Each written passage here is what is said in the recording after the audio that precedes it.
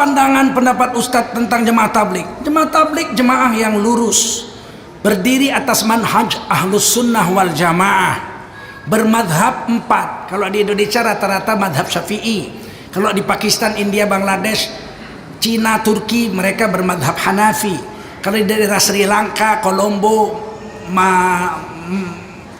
Malibar, Gujarat, mereka bermadhab syafi'i. Kalau di Mesir mereka bermadhab syafi'i. Kalau di Libya, Maroko, mereka bermadhab maliki. Tapi secara akidah mereka madhab ahlus sunnah wal jamaah, persis sama dengan kita. Dan tidak ada keputusan majelis ulama mengatakan jemaah tablik sesat. Saya sendiri sudah meneliti sejak tahun 88 dan ikut dakwah di 35 negara bersama jemaah tablik, dan di seluruh Indonesia kecuali Maluku yang belum saya datangi. Jadi jemaah tablik ini mereka mau menegakkan sunnah Nabi sampai yang sekecil-kecilnya, sampai cara potong kuku telunjuk dulu, jari tengah, jari sini, baru kiri ini, terakhir jempol ini. Sampai cara motong kukunya pun dia cara Rasulullah SAW. Tidur miring kanan. Kalau di masjid dia tidur pakai alas. Haram bagi jemaah tablik tidur nggak pakai alas, karena kalau sedang tidur liur yang dari perutnya keluar itu najis. Jadi mereka ngerti, ada ulamanya, ulama yang mengarang kitab mereka Fadlul A'mal itu Maulana Zakaria, kuburannya di Baqi, di dekat Imam Nafi dan Imam Maliki, Imam madhab Maliki. Yang mengarang Hayatus Sahabah itu dicetak di Madinah 4 jilid dalam bahasa Arab, itu Maulana Yusuf Kandahlawi. Kitabnya dalam bahasa Arab dicetak di Madinah, beliau dosen. Maulana Zakaria itu dosen di Universitas Madinah, wafatnya pun dikuburkan di Baqi di dekat Imam Maliki dan Imam Nafi. Perpustakaan Maulana Zakaria itu 32 tingkat. Di Saharanpuri kitabnya lebih dari 32 juta kitab. Bukan orang bodoh, beliau hafal 14.000 hadis di otaknya, di akalnya. Jadi jangan kita cepat-cepat menuduh jemaah tablik ini sesat. Oh, dia akan meninggalkan anak istri 40 hari, 4 bulan. Ya biar aja lah. TKI itu meninggalkan anak bininya 3 tahun, 4 tahun, 5 tahun, dia aja klien. Anak kapal itu pergi meninggalkan istrinya 6 bulan baru pulang. Sopir bus pergi sampai ke Jawa, pulang 3 bulan sekali. Apa urusannya mencari dunianya itu? Kalau cuma tablik cari agama, cari iman, biar aja. Ya tapi kan istrinya perlu makanan rohani. Yang mana makanan rohani? Yang itu mana? Yang itu mana? Yang dalam kelambu. Itu makanan rohana, itu bukan makanan rohani. Makanan rohani itu agama. Ya ayyuhalladzina amanu qu anfusakum wa ahlikum naro. Jaga anak istrimu dari neraka, ajarin dia agama, ajak dia sholat, wajibkan dia tutup aurat, beri makanan yang halal, ajari dia zikir, bawa dia umroh, pergi haji. Itu makanan rohani. Kalau yang di kelambu itu bukan makanan rohani, itu makanan rohana itu. Paham? Harus kita bantu jemaah tablik.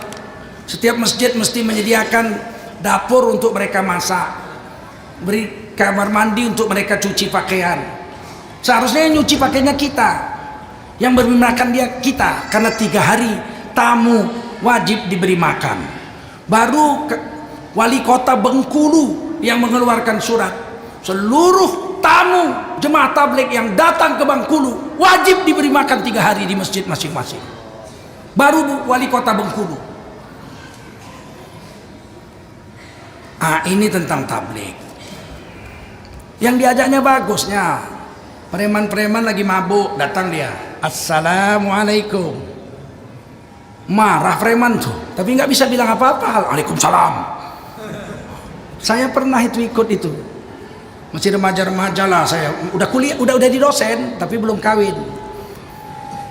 Assalamualaikum. Waalaikumsalam. Ada apa? Kita ini bersaudara. Amirnya orang Malaysia. Kita ini bersaudara. Diikat dengan kalimat La ilaha illallah Muhammadur Rasulullah. Hidup tak lama, kejap lagi pun mati.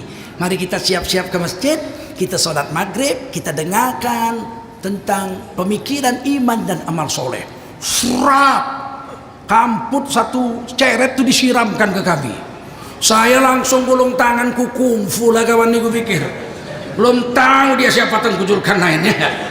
Kata Amir orang Malaysia tuh, jangan cikgu, biar cikgu kita nak kena mesti sabar kita nih cikgu, kita ni dakwah. Apa boleh buat lah, ngalah juga awak. Sampai masjid mandi ganti jubah doa. Tengah malam jam 2 atau jam 1 datang orang menggedor-gedor masjid tengah malam. Ampun, ampun. Siapa ampun ini? Sekali dibuka yang menyiramkan kamput tadi. Ampun, tolong. Cium kaki minta ampun. Kenapa? Dalam mimpinya datang malaikat bawa tombak, ditombak lehernya. Minta maaf kau, kalau enggak kubunuh kau malam ini. Ampun. Keluar dia 40 hari. Jadi baik pula preman itu. Jadi memang ada baiknya juga lah jemaah tabligh itu. Kita nggak sanggup kita mendatangi orang. Rasulullah mendatangi, iya. Bahkan Rasulullah mendatangi orang untuk sholat sunat. Lihat di dalam kitab Riyadhus Shalihin, bab sholat sunat. Nabi mengetuk rumah Sayyidina Ali. Assalamualaikum kata Nabi. Ya Ali, qum. Wahai Sayyidina Ali, bangun sholat tahajud. Apa kata Sayyidina Ali? Saya ditidurkan oleh Allah. Kalau Allah bangunkan saya bangun, kalau Allah tidurkan saya tidur. Ditepuk Nabi pahanya.